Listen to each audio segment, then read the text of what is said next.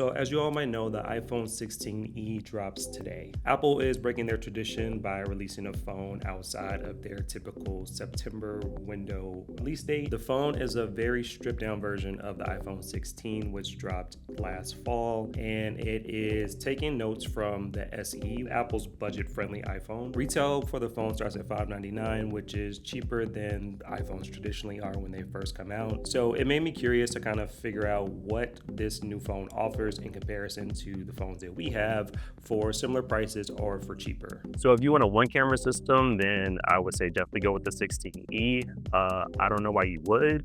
So if you want something that has multiple camera systems like 3, you'll be looking at the 13 or 14 Pro, which both come with a 3-camera system and telephoto lens. So with the phone's single camera system, it not only makes the phone look different, but it also functions differently. The phone does have the ability to do some of iPhone's trademark shooting modes like portrait, but the phone doesn't have the ability to do cinematic mode, something that was first brought on with the iPhone 13. The 16e has also scrapped the action mode, something that was first brought on with the iPhone 14. This is used for video to help with stabilization when in motion, like when you're running or jogging or something like that. Don't know if this is because of the limited abilities of the camera or if it's just something that Apple has decided to part ways with for this model and possibly future models. Something else that you don't get with the iPhone 16e, Apple's newest smartphone released in 2025, is the option of different colors. The phone only comes in black and white, and this is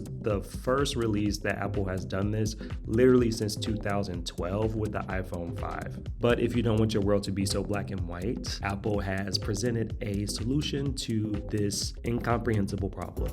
And with a range of colored cases, you can easily accessorize for a more personal touch.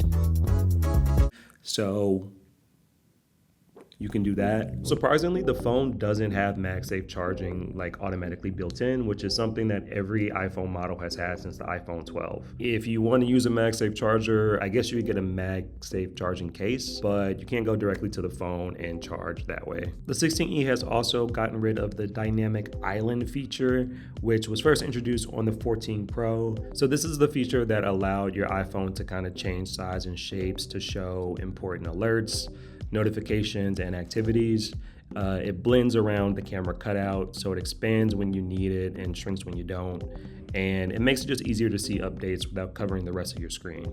So let's look at what you actually get for $599. Like the 16 before it, it does come with the A18 Bionic chip, which means that it is equipped for Apple Intelligence. Apple has been putting a lot behind Apple Intelligence. If that is something that you want, something you're interested in, then you have the ability to access that at a lower price point. The phone does have an action button, which is a button that is basically fully customizable, and you can change it when you need a quick way to access features within your phone. And it's something currently that you can only get on the 15 Pro, 15 Pro Max, and the iPhone 16. The 16e also has a 12 megapixel front-facing camera, which is the same amount of megapixels since the 13. The phone screen is also made of a ceramic glass shield, which is kind of interesting because when we did a comparison of different iPhone models, it was the iPhone 11 that actually held up the best in the drop test, which is the last model produced before this new ceramic glass shield, which was introduced with the iPhone 12. And in keeping along with Apple's plans to become carbon neutral by 2030, the phone uses 85% recycled aluminum in its enclosure, which is pretty cool. Definitely is a step towards sustainability and making eco-friendly products, though I will say there is nothing more eco-friendly than not buying a new phone and using a device that has already been created, which is what we do here at Plug.